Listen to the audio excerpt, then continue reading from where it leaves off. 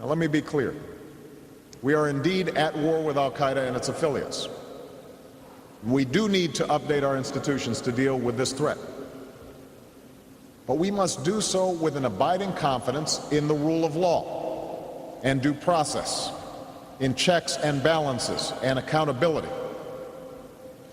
For reasons that I will explain, the decisions that were made over the last 8 years established an ad hoc legal approach for fighting terrorism that was neither effective nor sustainable.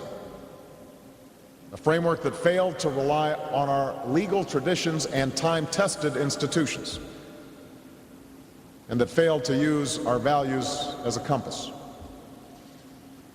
And that's why I took several steps upon taking office to better protect the American people.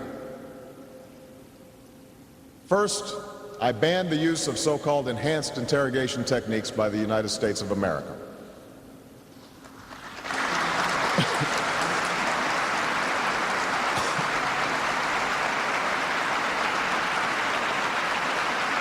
Now,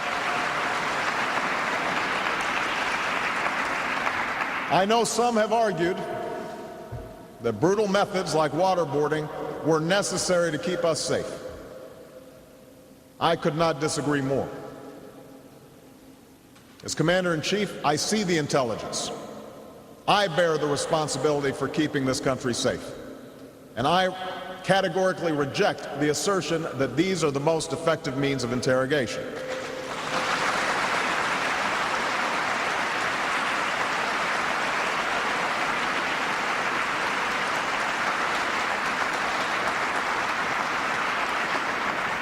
What's more, they undermine the rule of law. They alienate us in the world. They serve as a recruitment tool for terrorists and increase the will of our enemies to fight us, while decreasing the will of others to work with America. They risk the lives of our troops by making it less likely that others will surrender to them in battle, and more likely that Americans will be mistreated if they are captured. In short, they did not advance our war and counterterrorism efforts. They undermined them, and that is why I ended them once and for all.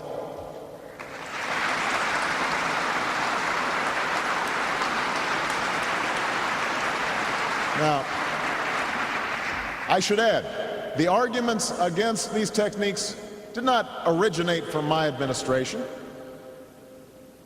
As Senator McCain once said, torture serves as a great propaganda tool for those who recruit people to fight against us.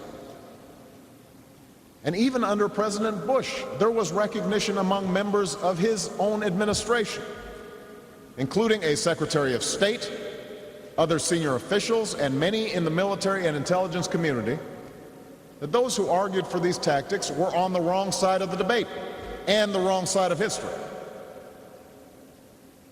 That's why we must leave these methods where they belong, in the past. They are not who we are, and they are not America. Now, the second decision that I made was to order the closing of the prison camp at Guantanamo Bay.